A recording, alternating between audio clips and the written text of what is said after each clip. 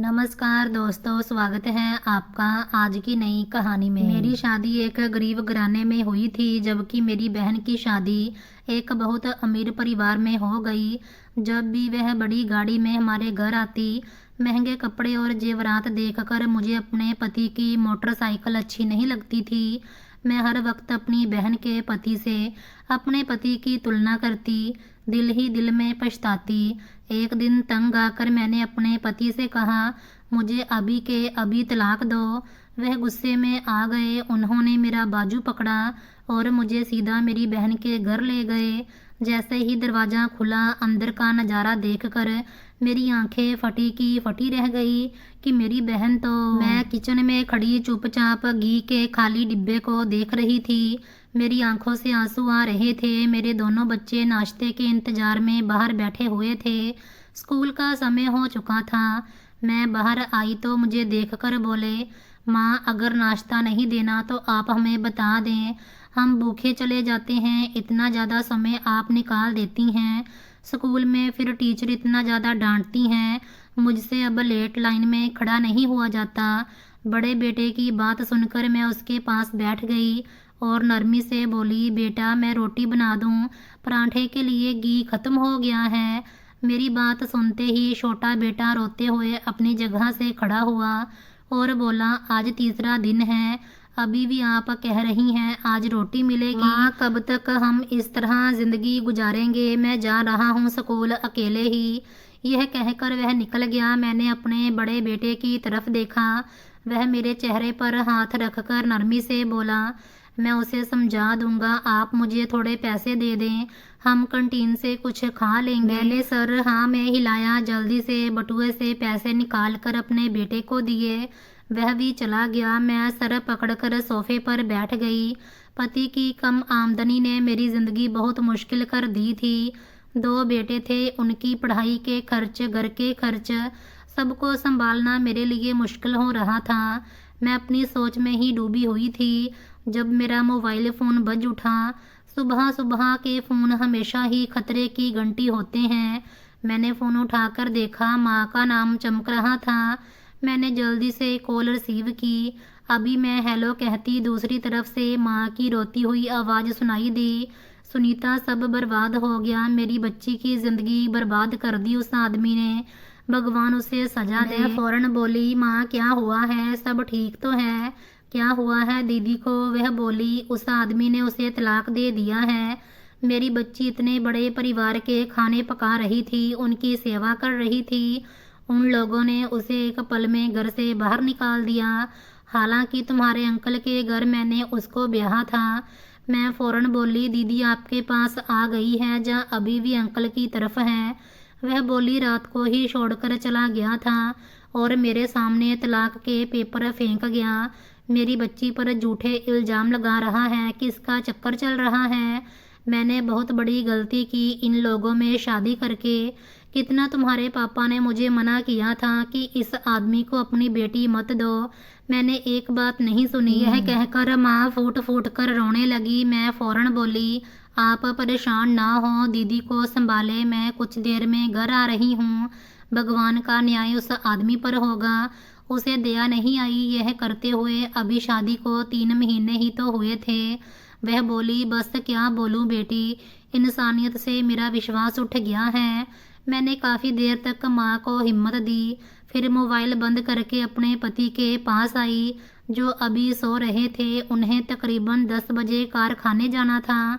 मैंने उन्हें जगाया। वह गुस्से में बोले, क्या हो गया यार, रात को कितनी देर तक काम किया है, मुझे अभी सोने दो। मैं तुरंत बोली, बात सुन लो, उसके बाद सो जाना, मैं माँ की तरफ जा रही हूँ। वो हैरान होकर बोले, इतनी सुबह? सब ठीक तो है? मैंने उन्हें पूरी कहानी बताई तो वह अफसोस करते हुए बोले, तुम्हारी माँ को मैंने भी इस रिश्ते के लिए मना किया था। तुम्हारी दीदी ने कितनी कुर्बानियाँ तुम्हारे परिवार के लिए दी हैं। उनकी शादी ऐसे आदमी से होनी भी नहीं चाहिए थी। अब एक काम करो, थोड़ी देर ठहर जाओ, मैं भी तुम्हारे साथ चलता हूँ। इस तरह अकेले ना जाओ, मामला काफ़ी गंभीर है और हो सके तो आज उनके पास रुक जाना, मैं बच्चों को देख लूँगा। मैंने अपने पति का शुक्रिया अदा किया जल्दी से उनके कपड़े निकालने चली गई। थोड़ी देर बाद हम दोनों नाश्ता करके फ़ौरन माँ की तरफ रवाना हो गए। मैं अंदर दाखिल हुई तो मेरी माँ ने मुझे देखते ही मेरे गले से लगकर फूट फूट कर रोना शुरू कर दिया, जबकि पापा को मेरे पति ने संभाला। माँ रोते हुए बोली, देखो कैसा तेरी बहन के साथ हुआ है। मुझे यकीन नहीं आ रहा कि लोग कैसे उसके साथ ऐसा कर सकते हैं। सब जानते हैं मेरी बेटी ने कितना कुछ परिवार के लिए किया है, इसके बावजूद इतना जुल्म। जबकि मैं माँ के आंसू साफ करके बोली, अच्छा आप चुप हो जाएं, मैं दीदी को देखती हूँ, उनको भी संभालना है। अगर आप इस तरह रोएंगी तो फिर दीदी को कौन देखेगा। यह कहकर मैं उठी कमरे की तरफ बढ़ गई। मैं जैसे ही कमरे के अंदर दाखिल हुई, अगला पल मेरे लिए हैरान कर देने वाला था। मेरी बहन मोबाइल पर मूवी देख रही थी। मुझे देखते ही वह अपनी जगह से खड़ी हुई, हंसते हुए करीब आकर मेरे गले लग गई। मुझे देखते हुए बोली, मुबारक नहीं दोगी। उस आदमी से जान छूट गई मेरी। मैं तुरंत बोली, दीदी यह आप क्या कह रही हैं? आपका तलाक हुआ है, आपको एहसास है? वह बोली, इसमें इतना हैरान होने वाली कौन सी बात है। अब तलाक हुआ है, मैं मर तो नहीं गई जो तुम लोग इस तरह बर्ताव कर रहे हो। जवान हूँ, खूबसूरत हूँ, मुझे कोई भी लड़का मिल जाएगा। मैंने अपनी ज़िंदगी एक लड़के के बारे में सोचकर नहीं गुजारनी और ना रोकर अपने चेहरे पर झुर्रियाँ लानी हैं। बेहतर होगा तुम भी चुप हो जाओ। माँ को पता नहीं क्या हो गया है, रात से बस रोए जा रही है, इसीलिए मैंने उनसे कहा था तुम्हें बुला लें। तुम उनको समझाओ। अच्छा हुआ उस आदमी से मेरी जान छूट गई। तुम्हें पता है इतनी मानसिक तकलीफ देता था। जब भी खर्च के लिए पैसे मांगो उसके पास पैसे ही नहीं होते थे। ये 3 महीने मेरे लिए 30 साल के बराबर थे। इतने मुश्किल से गुजरे हैं तुम्हें बता नहीं सकती। एक फूटी कौड़ी नहीं है जो इंसान महीने का 400 रुपये कमाएगा, वह घर और बीवी को कैसे संभालेगा। और तुम खुद बताओ, मैं खुद महीने का 10,000 रुपये कमाती थी और पूरा अपने ऊपर खर्च करती थी। मैं इतने कम कमाने वाले आदमी के साथ रह सकती हूँ? मैं कोई जवाब नहीं दे पाई। मैं बस अपनी बहन का चेहरा देख रही थी। वह आगे बोली, और वैसे भी कहीं ना कहीं राजेश ठीक ही था, मेरा किसी के साथ चक्कर चल रहा है। बस उसने बात को गलत रंग दिया। मैं बस एक आदमी से फेसबुक पर बात कर रही थी, उसके जरिए हम दोनों की अच्छी दोस्ती हो गई। मैं अपनी तकलीफ किसको बताती, तुम अपने बच्चों और पति में डूबी हो, तुम्हें बहन का ख्याल ही नहीं है। माँ को कुछ बताती तो वो अपना ब्लड प्रेशर बढ़ा लेती, इसीलिए बेहतर हाल यही था कि मैं किसी से बात कर लूँ। यही बात मेरे पति को पसंद नहीं आ रही थी। इंसान कब तक ऐसी ज़िंदगी गुजारेगा, इसीलिए मैंने उसको इतना चढ़ाया कि वह खुद ही मुझे तलाक देकर चला गया। अब सोच रही हूँ फेसबुक वाले आदमी से मुलाकात करूँ। देखूँ जरा, जितना वह मुझे बता रहा है कि मेरे पास इतना पैसा है, गाड़ी है, एक बार मुलाकात कर लेने में कोई हर्ज नहीं। उसकी बात सुनकर मैं बोली, तुम्हारा दिमाग खराब हो गया है, तुमने बिना वजह तलाक लिया है। वह बोली, तुम्हें मैंने इतनी सारी वजह दे दी, इसके बावजूद तुम पूछ रही हो कि मैंने तलाक बिना वजह लिया है। हद करती हो तुम। रमेश के साथ रहकर तुम्हारा दिमाग भी बंद हो गया है। एक काम करो, तुम भी किसी अमीर आदमी से शादी कर लो, इस गरीबी से तुम्हारी जान छूटेगी। जबकि मैं उसे देखते हुए बोली, अपना मुंह बंद रखो, शर्म आनी चाहिए तुम्हें। मुझे अफसोस हो रहा है कि तुम मेरी बहन हो। तुमने माँ की रिश्तेदारी उनसे छुड़वा दी और तुम मुझे भी सामने से सलाह दे रही हो कि मैं अपना पति छोड़ दूं। वह बोली, तो ना छोड़ो, इतना चीखने की क्या जरूरत है। और बहन, बाहर जाकर बिना वजह मेरे बारे में उल्टा सीधा कुछ भी कहने की जरूरत नहीं है। मेरी ज़िंदगी है, मैं कोई भी फैसला लूँ। एक तो शादी इतनी उम्र में की, इसके बावजूद ऐसा पति मिले तो कौन औरत रहना चाहेगी। हर औरत चाहती है उसे आराम मिले, सुकून मिले, मगर शादी के बाद भी अगर वही परेशानी है तो इससे बेहतर है औरत अकेली ज़िंदगी गुजार ले, इसमें ज़्यादा सुकून है। अब जाओ यहाँ से, मुझे मूवी पूरी देखनी है। कहकर वह वापस मोबाइल लेकर बैठ गई, जबकि मैं बिना दूसरी कोई बात किए बाहर आ गई। मेरे दिमाग की नसें फटने के करीब थी। मैं जो सोच रही थी कि मेरी बहन रो रही होगी, उस आदमी को कोस रही होगी, उसकी बातें सुनकर मेरे होश उड़ गए। मैं वापस अपनी माँ के पास आकर बैठ गई। वो बोली, क्या अभी भी रो रही है? जब मैं कमरे में गई थी तब तो बहुत रो रही थी। मैंने कोई जवाब नहीं दिया, बस अपने पति को देखकर इतना बोली, हम घर चलते हैं, आपको काम पर भी जाना होगा। माँ बोली, पागल हो गई हो, अपनी बहन के पास रुक जाओ, उसको संभालो। मैं बोली, आप जाकर कमरे में उसके तमाशे देख लें, करती क्या फिर रही है वह। एक बात याद रखिएगा, किसी भी औलाद के पीछे अपनी रिश्तेदारी मत छोड़ना, आपको सीधा मशवरा दे रही हूँ। यह कहकर मैं खड़ी हुई और बाहर की तरफ चली गई। मैं ये नहीं कहती कि मेरी बहन ने अपने लिए सोचकर जो फैसला लिया है वह गलत है। हर इंसान की अपनी सोच होती है। अगर वह अपनी ज़िंदगी ऐशो आराम में गुजारना चाहती है तो इसमें कोई गलत बात नहीं है। हिंदू धर्म में भी अगर पति पत्नी में समझौता ना हो तो अलग होने का अधिकार है, लेकिन उसकी वजह से बहुत से रिश्ते अब टूट जाएंगे। मुझे इस बात का अफसोस हो रहा था और उसे तो इतना सा दुख भी नहीं था। पूरे रास्ते मैं बिल्कुल खामोश रही। कई बार मेरे पति ने मुझसे पूछा, तुम्हें क्या हुआ है? जब से आई हो बिल्कुल चुप हो। मैं उन्हें कोई जवाब नहीं दे पाई। मैं उनको क्या बताती कि मेरी बहन ने क्या चाल चली है। यह सब कुछ उसका ही तो किया धरा है। घर आकर मैंने भगवान का शुक्र किया, उसने मेरे दिल को इतना नरम और शांत बनाया था कि मैं अपने पति की गरीबी में भी जिंदगी गुजार रही थी। दिन हफ्तों में और हफ्ते महीनों में बदल गए, लेकिन मेरे घर के हालात पहले जैसे ही थे। आज आम सा दिन था जब घर के दरवाजे पर डोर बेल बजी। अभी थोड़ी देर पहले ही स्कूल से मेरे बच्चे आए थे और ट्यूशन चले गए थे। मैंने दरवाज़ा खोला। सामने मेरी बहन एक अनजान आदमी के साथ खड़ी हुई थी जिसकी उम्र तकरीबन 50 बरस हो गई थी। मैं हैरान होकर अपनी बहन को देखने लगी। वह तो उस आदमी का हाथ थामकर मेरे घर के अंदर आ गई। मैंने सवालिया नज़रों से उन दोनों को देखा। वह बोली, क्या हो गया है? मुझे देखकर तुम्हें जरा भी खुशी नहीं हुई? मैं बोली, खुशी बहुत हुई है, अच्छी बात है तुम मेरे घर आई हो, लेकिन यह साहब कौन है? मैंने उनको सामने से ही सवाल पूछा। मेरी बहन जवाब देती इससे पहले ही वो आदमी बोला, मैं आपकी बहन का होने वाला पति हूँ। हम दोनों आपको शादी का इनविटेशन देने के लिए आए हैं। उम्मीद करता हूँ आप अपनी पूरी फैमिली के साथ हमारे विवाह और रिसेप्शन में शामिल ज़रूर होंगी। मैंने हैरान होकर अपनी बहन को देखा।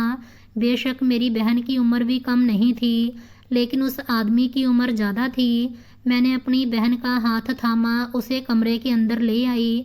उसे देखते हुए बोली, तुम्हारा दिमाग खराब हो गया है, यह क्या कर रही हो तुम? पहले तुमने तलाक ले लिया और अब दूसरी शादी, वो भी इतने बड़े उम्र के आदमी से।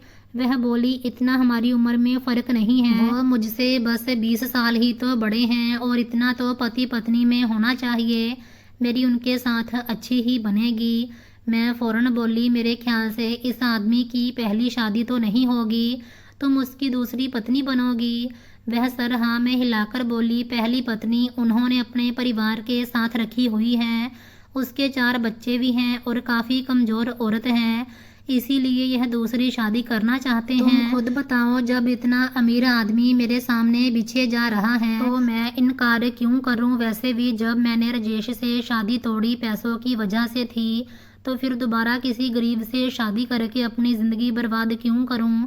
मैंने कोई जवाब नहीं दिया, सिर्फ इतना बोली कि बेहतर होगा अपने होने वाले पति को लेकर मेरे घर से चली जाओ। तुम अच्छी तरह जानती हो मेरे पति का नेचर, उन्होंने इसे घर के अंदर देख लिया तो बुरा मानेंगे। अभी तुम दोनों का विवाह नहीं हुआ। वह बोली, अजीब ही है तुम्हारा पति। ऐसे अगर तुम्हारा दूसरी शादी का इरादा हो तो मुझे बता देना। मेरे पति का छोटा भाई अमित फ्री है, वो भी काफ़ी अमीर हैं, ट्रैवल एजेंसी का मालिक है, तुम्हारी ज़िंदगी बना दूंगी। मैं फ़ौरन बोली, तमीज़ में रहकर बात करें दीदी, मुझे मेरे पति से बेइंतहा मोहब्बत है। मैं आपकी तरह गिरी हुई सोच की मालकिन नहीं हूँ। औरत अगर 4 दीवारी में रहकर 3 वक्त की रोटी खा रही है तो उसमें औरत को गनीमत माननी चाहिए, ना कि आपकी तरह रिश्तों को तोड़कर पैसे के पीछे भागना चाहिए। आपकी वजह से उनकी पहली पत्नी पर क्या असर पड़ेगा। आप कह रही हैं वह कमज़ोर है, यानी वह बीमार भी रहती होगी। उनके 4 बच्चे हैं, उन 4 बच्चों की सेहत पर क्या असर होगा, उन्हें कितनी तकलीफ़ होगी। आप एक घर तोड़कर अपना घर बसाना चाहती हैं। मेरी बात सुनकर वह बोली, तुम चुप हो जाओ। शादी में आना हो तो आ जाना, बिना वजह खड़ी होकर मुझे लेक्चर देने की ज़रूरत नहीं है। अच्छी तरह पता है मुझे बचपन से ही कि तुम मेरी खुशियों से जलती आई हो।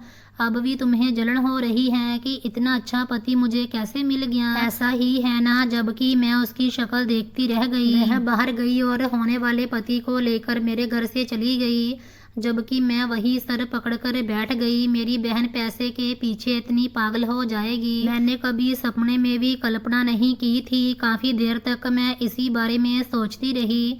फिर मैंने माँ को फ़ोन किया। पहली रिंग पर ही मेरी माँ ने फ़ोन उठा लिया। मैं फ़ौरन बोली, यह दीदी क्या करती फिर रही है? आपको एहसास है वह किस आदमी से शादी कर रही है?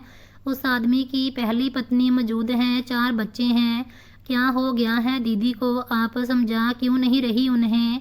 वह बोली, इसमें गलत क्या है?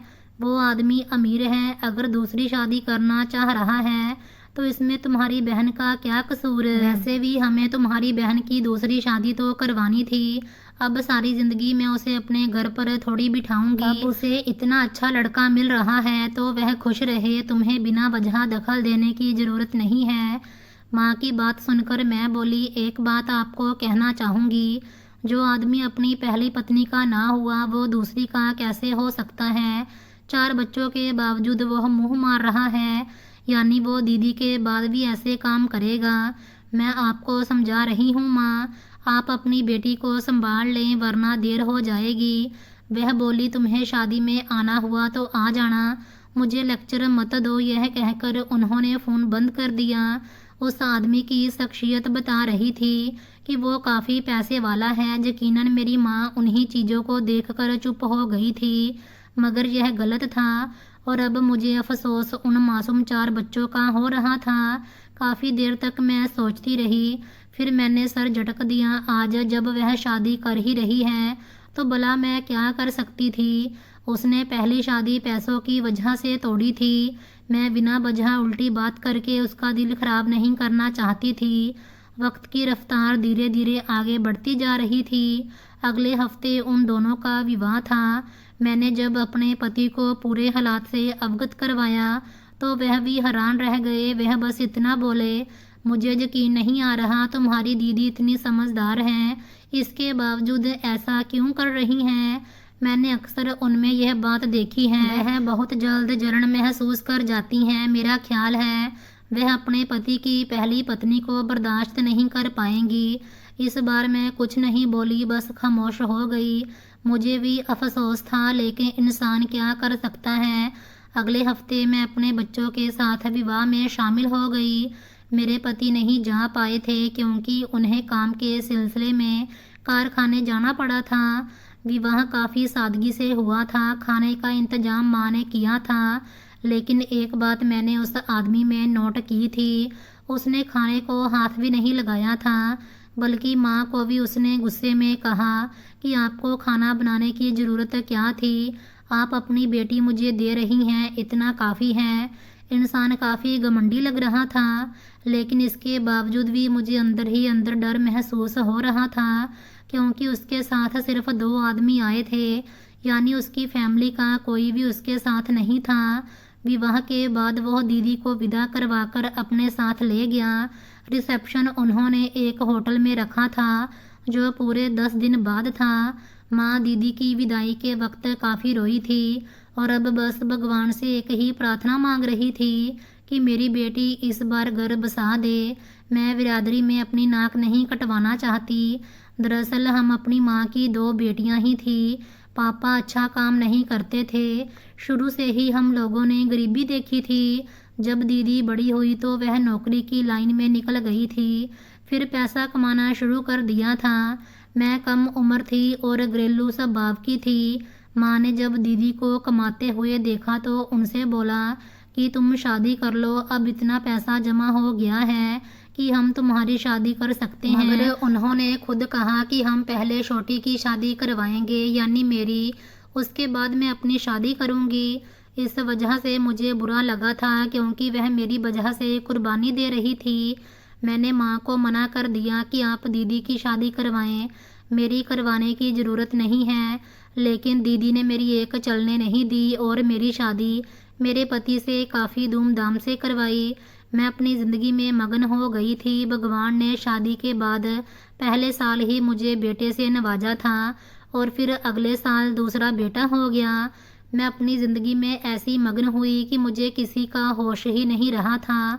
मेरी शादी के पूरे 7 साल बाद दीदी की शादी हमने मम्मी की रिश्तेदारी में अंकल के बेटे से करवाई थी, लेकिन वो शादी सिर्फ 3 महीने चली और अब उनकी दूसरी शादी हुई थी। मेरा दिल बहुत घबरा रहा था कि ना जाने अब क्या होगा। दीदी ऐसे इंसान के साथ रह सकती थी जो उनकी हाँ में हाँ मिलाए, और उस आदमी को देखकर ऐसा नहीं लग रहा था कि वो कुछ ऐसा करेगा। जिस इंसान के पास पैसा हो, तजुर्बा हो, उम्र हो, वो भला क्यों दीदी की बात सुनेगा। दिन धीरे धीरे गुजर रहे थे। मैंने 5 दिन बाद अपनी माँ से फ़ोन पर पूछा था कि आपकी दीदी से बात हुई। उन्होंने सिर्फ इतना बताया कि एक वॉइस मैसेज आया था कि वो ठीक ठाक से हैं, उन्हें परेशान ना किया जाए। बार बार फ़ोन करके वो अपने पति के साथ घूमने जा रही हैं। माँ का लहजा काफ़ी मायूस लग रहा था। मुझे भी यह सुनकर अफसोस हुआ कि दीदी इतनी जल्दी बदल गई, मगर जाहिर सी बात है, जब शादी होती है तो पति पत्नी अपने में ही मगन रहते हैं। जैसा मैंने किया था वैसे ही दीदी भी कर रही थी। धीरे धीरे 10 दिन गुजर गए थे। फिर हम उसके रिसेप्शन में शामिल हुए थे। इस बार मेरे पति भी साथ मौजूद थे। जब हम होटल में दाखिल हुए तो मैं हैरान रह गई। इतना बड़ा होटल और मेरी बहन किसी राजकुमारी से कम नहीं लग रही थी। इतना महंगा सूट, सोने की ज्वेलरी, उनके पति के कपड़े भी काफ़ी महंगे थे। मेरे पति तो बिल्कुल सादा लग रहे थे, लेकिन एक बात थी, मेरे पति बहुत खूबसूरत थे। मेरे बड़े जीजा जी के मुकाबले में हमारे परिवार के लोग यही एक बात किए जा रहे थे कि बेशक रीना ने अमीर आदमी से शादी की है, लेकिन सुनीता का पति बहुत अच्छा और खूबसूरत है। उन दोनों की जोड़ी बहुत अच्छी लगती है। लेकिन ना जाने क्यों अपनी बहन की चकाचौंध देखकर मेरे दिल में हसरत हुई कि काश ऐसा सब कुछ मेरे नसीब में भी होता। मगर मैंने अपना सर फौरन झटक दिया। अगर इस बात को मैं अपने दिमाग में ले आई तो कुछ भी अपने पति के साथ कभी भी खुश नहीं रह पाऊंगी। हमने रिसेप्शन काफ़ी अच्छे तरीके से अटेंड किया था। फिर घर लौट आए थे। घर आने के बाद ना चाहते हुए भी मेरा मुंह बन गया था। कई बार मेरे पति ने मुझसे पूछा, क्या हुआ है, तुम इतनी खामोश क्यों हो, मगर मैंने कोई जवाब नहीं दिया और करवट बदल कर सो गई थी। अगली सुबह मेरी आंख खुली तो मैं जल्दी से किचन में आई। इरादा नाश्ता बनाकर बच्चों को स्कूल भेजने का था, मगर आज भी और दिनों की तरह घी खत्म हो गया था। आज मेरा दिमाग बहुत बुरी तरह गुम गया था। उस समय मैं अपने पति के पास गई, उनके कान के पास खड़ी होकर चिल्लाई, कब तक मुझे और मेरे बच्चों को सिसक सिसक कर ज़िंदगी गुजारनी होगी। आप मुझे आज बता दें, कितने दिन से मैं आपको कह रही हूँ मुझे घी ला दें, बच्चों को पराठा खाना होता है, लेकिन आपको बिल्कुल एहसास नहीं है। छोटा वाला बेटा पराठा कितना पसंद करता है। कितने दिन से वह भूखा ही स्कूल जा रहा है। बस तेल लाकर मेरी सूरत पर आप सजा देते हैं। मेरे चीखने पर वो उठकर बैठ गए। बोले, क्या हो गया है? थोड़ी देर बाद मुझे उठकर काम पर जाना है। थोड़ी देर नींद तो पूरी करने दो। कल भी पूरा दिन मैं काम करता रहा, फिर तुम्हारी बहन के रिसेप्शन में चला गया। अब थोड़ी देर सोने दो। मैं बोली, नहीं सोने दूंगी जब तक आप मुझे जवाब नहीं देंगे। घर के अंदर पूरा राशन ही नहीं आता, दूसरी ज़रूरतें तो मैं भूल ही गई हूँ। घर का राशन तो पूरा हो जाए कम से कम। वो बोले, मेरा दिमाग ख़राब करने की ज़रूरत नहीं है, कमरे से बाहर जाओ, मुझे आराम करने दो। जाकर बच्चों को उठाओ और रोटी बनाकर दे दो। वैसे भी उनके पेट बहुत नाजुक हैं, सुबह सुबह पराठे खिलाओगी तो बारीपन होगा। मैं बोली, हद होती है रमेश, आप अच्छा नहीं कर रहे। जिस तरह मुझे और बच्चों को छोटी छोटी चीज़ों के लिए तरसाते हैं, एक दिन आप देख लेना हम सब आपको छोड़कर चले जाएंगे। यह कहकर मैं निकल आई। हालांकि मुझे पता था कि मैं गलत बात कर रही हूँ। वो इंसान अपनी जान से ज़्यादा हमारे लिए मेहनत करता था, मगर इसके बावजूद मैंने बहुत गिरी हुई बात की थी। लेकिन कभी कभी औरत भी थक जाती है, और आज मैं थक चुकी थी। शायद थक गई थी, या शायद मेरे दिल में जलन आ गई थी। इस बात का फैसला मैं खुद नहीं कर पाई थी। थोड़ी देर बाद मेरे पति कमरे से बाहर आए, घर से निकल गए, जबकि मैं बच्चों को उठाने गई जो पहले ही जाग चुके थे। शायद मेरा ही इंतज़ार कर रहे थे। मैं कुछ कहती जब मेरा बड़ा बेटा बोला, माँ आपको बिना वजह पापा से झगड़ा करने की ज़रूरत नहीं है। मैं छोटे को समझा चुका हूँ, उसे पराठा इतना कुछ खास पसंद नहीं है।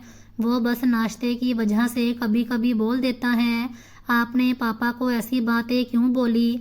आपको पता है पापा कितनी मेहनत करते हैं।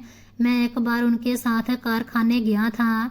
इतनी गर्मी होती है, इसके बावजूद पापा हर वक्त मशीन पर बैठे रहते हैं। वह हमारे लिए ही तो कमा रहे हैं। आप क्यों उनको ऐसा बोल रही हैं कि एक वक्त आएगा हम सब छोड़कर चले जाएंगे? मैं कभी अपने पापा को छोड़कर नहीं जाऊंगा, चाहे घर के अंदर खाने के लिए कुछ ना हो। अपने बड़े बेटे की बात सुनकर मेरे दिल को कुछ हुआ। मैंने छोटे बेटे की तरफ देखा। वो भी सर हाँ में हिलाकर बोला, भाई बिल्कुल ठीक कह रहे हैं माँ, आपको पापा से इस तरह बात नहीं करनी चाहिए थी। उनको दुख होता है। आपको पता है मैंने परसों रात को पापा को प्रार्थना के वक्त रोते हुए देखा था। मैं जानता हूँ पापा पैसों की वजह से परेशान हैं। इस बार मेरे दिल को कुछ हुआ। वो दोनों अपना बैग पहनकर चले गए, लेकिन मुझे गहरी सोच में छोड़ चुके थे।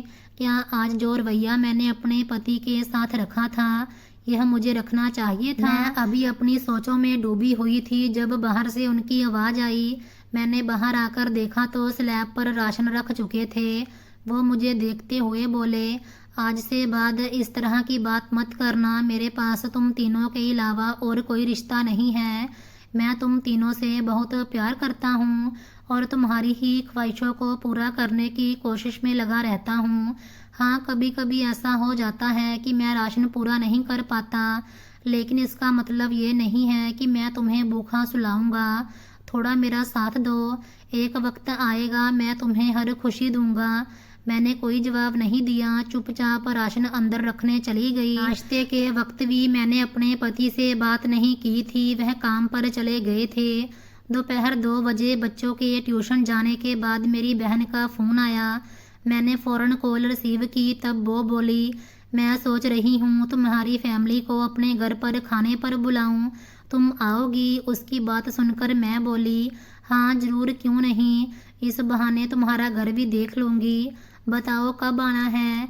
वो बोली, रविवार को आ जाना अपने पति के साथ। मेरे पति को यह बात बहुत बुरी लगती है जो बीवियां अकेली घूमती हैं।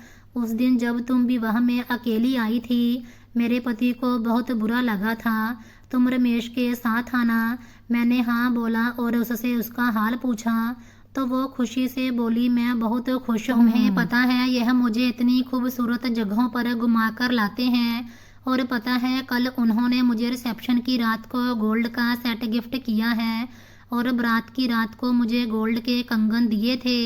मैं तुम्हें क्या बताऊं, मेरी तो ज़िंदगी बदल गई है। पता नहीं मैंने क्या नेकी की थी जो मुझे ऐसे पति मिले। उसकी बात सुनकर मैं बोली, नेकियां तुमने बहुत की हैं। हालांकि तुम बड़ी थी मगर मेरी शादी करवाई। माँ पापा का तुमने कितना ख्याल किया। भगवान का तुम्हें इनाम देना तो बनता ही था।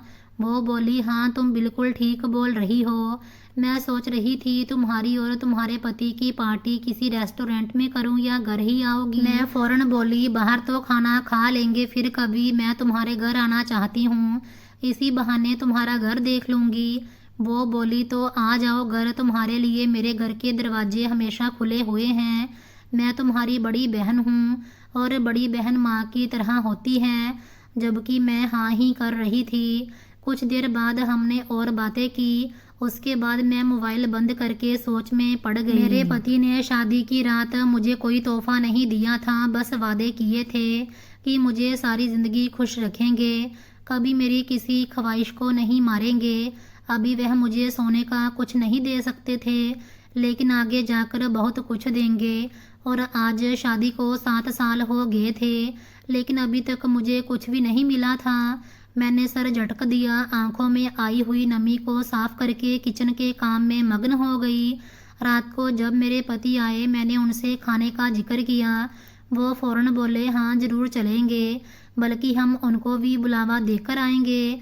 वह शादी के बाद हमारे घर आए। मेरे पति जानबूझकर मेरे साथ अपना रवैया अच्छा कर रहे थे, क्योंकि सुबह जो मैंने किया था उसके बाद हम दोनों में फासला आ गया था। मुझे मालूम था यह बात मेरे पति को बर्दाश्त नहीं है।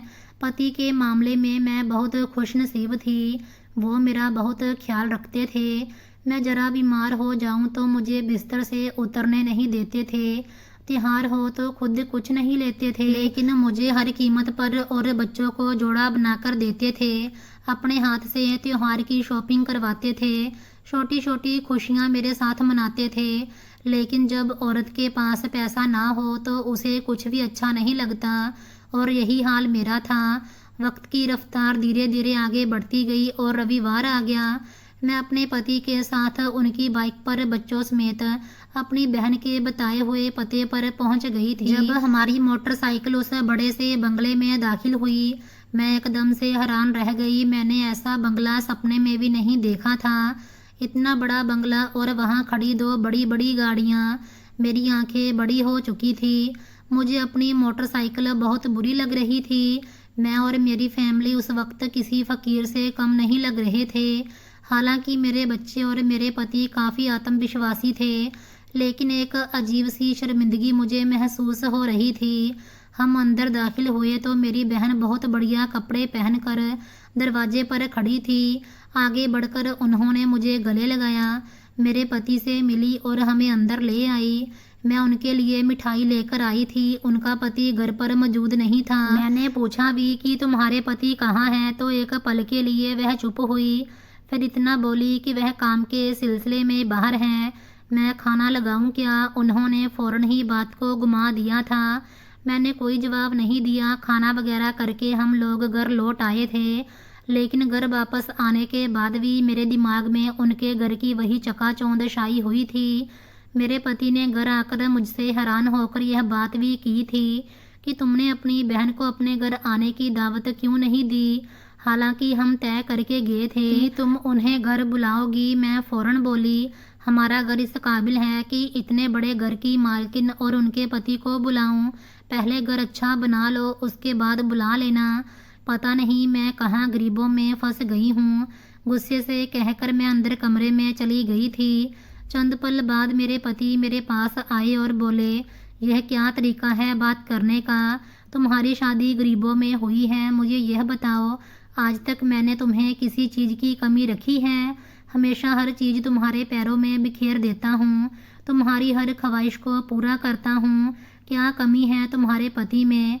उनकी बात सुनकर मैं बोली, आपके पास वो दौलत नहीं है जो दीदी के पति के पास है, और इस बात को मुझे मानना ही पड़ेगा। क्या आज तक आपने मुझे दिया ही क्या है? ना कभी सोने का झुमका दिया, ना कोई छोटी अंगूठी। आज तक मैं सिर्फ राशन के मामलों में उलझी रहती हूँ। प्लीज़ मुझसे इस तरह की बातें ना करें तो आपके हक में बेहतर होगा। यह कहकर मैं बच्चों के कमरे में आकर बैठ गई थी। अंदर ही अंदर मैं जलन का इतना शिकार हो चुकी थी कि इस बात को बिल्कुल भूल बैठी थी कि जिस आदमी से मेरी बहन ने शादी की है वह 50 साल का है, उसके 4 बच्चे हैं, पहली पत्नी मौजूद है। लेकिन कहते हैं ना, जब इंसान को जलन होती है तो वो अपना अच्छा बुरा सोचना छोड़ देता है। दिन हफ्तों में और हफ्ते महीनों में गुजर गए थे, लेकिन जब जब मैं अपनी बहन से बात करती थी मेरा दिमाग ऐसे ही घूम जाता था। आज मामूली दिन था। दोपहर के वक्त ही मेरे पास एक पार्सल आया। मैंने जब खोला तो देखा बच्चों के लिए कपड़े और कुछ खिलौने वगैरह थे। मैंने फ़ौरन अपनी बहन को फ़ोन किया, ये पार्सल उसने भेजा है। मैंने जब पूछा तो वो कहने लगी, मेरा दिल चाह रहा था कुछ शॉपिंग करने का, फिर तुम सबका ख्याल आया इसीलिए मैंने खरीद लिया। तुम बताओ तुम्हें कैसा लगा?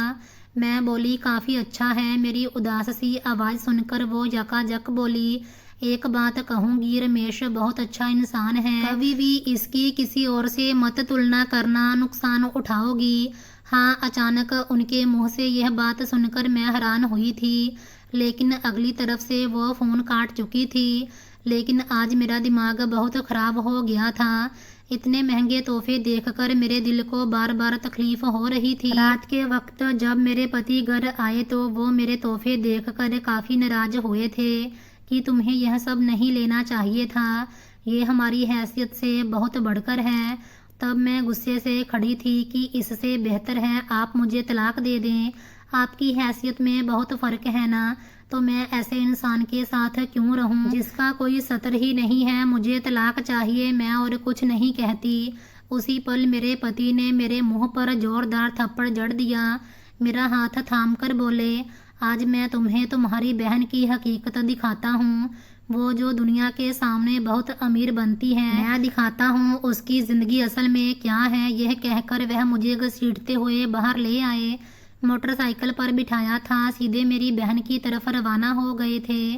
कई बार मैंने उनको रोका, ऐसा मत करें, घर वापस चलो, मैं माफ़ी मांग लेती हूँ, लेकिन वह नहीं रुके। हम दोनों मेरी बहन के बंगले पर गए थे। उस वक्त भी मुझे बहुत अजीब लग रहा था। मैं उन्हें रोकने की कोशिश कर रही थी, लेकिन वह नहीं रुके थे। वह मुझे घसीटते हुए अंदर ले आए थे। जैसे ही उन्होंने मेरी बहन के कमरे के दरवाजे पर दस्तक देकर दरवाज़ा खोला, अगला पल मेरे लिए सांस रोक देने वाला था। मेरी बहन अपने पति के कदमों में बैठी उनके पांव दबा रही थी। उनकी पहली पत्नी अपने पति के पहलू में बैठी थी। वो लोग एकदम मुझे और मेरे पति को देखकर दंग रह गए थे। मेरी बहन तुरंत खड़ी हुई थी, जबकि मेरे पति बोले, ये है तुम्हारी बहन की ज़िंदगी, गुजारना चाहोगी ऐसी ज़िंदगी तो कर लो तुम भी किसी अमीर आदमी से शादी, फिर तुम्हें पता चलेगा ज़िंदगी होती क्या है। यह कहकर वो मुझे छोड़कर चले गए, जबकि मेरी बहन मेरा हाथ थामकर दूसरे कमरे में ले आई थी। वो बोली, यह क्या बदतमीजी है, तुम अपने पति के साथ इस तरह क्यों आई हो। मैंने रोते हुए उन्हें सारी बातें बताईं।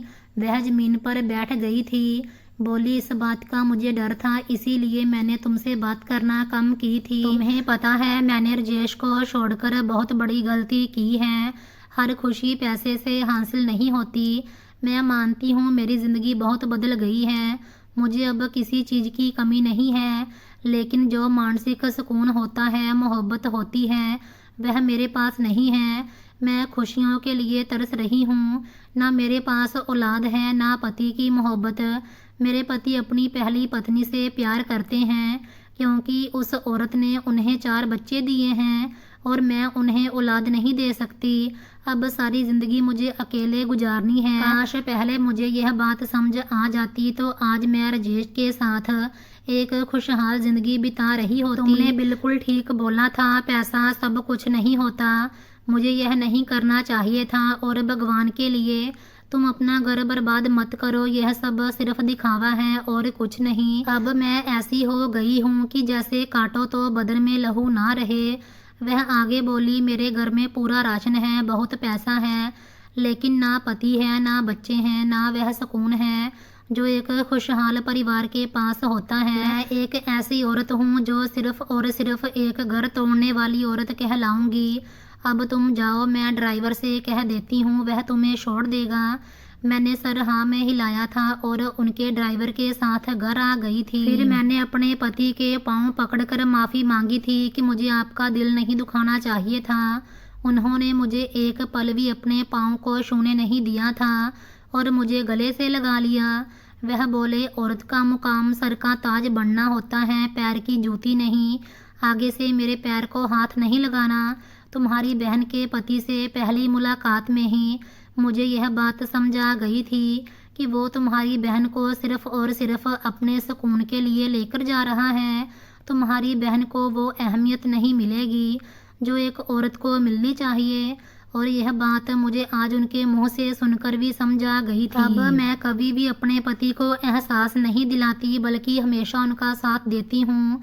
मैं सब सुनने वालों को भी यही एक संदेश देना चाहूँगी, भगवान के लिए अपनी ज़िंदगी को किसी और से मत जोड़ा करें, क्योंकि जो खुशी आपके पास मौजूद है वह खुशी उस इंसान के पास नहीं होगी, और जो सुकून आपके पास है वह उसके पास नहीं होगा।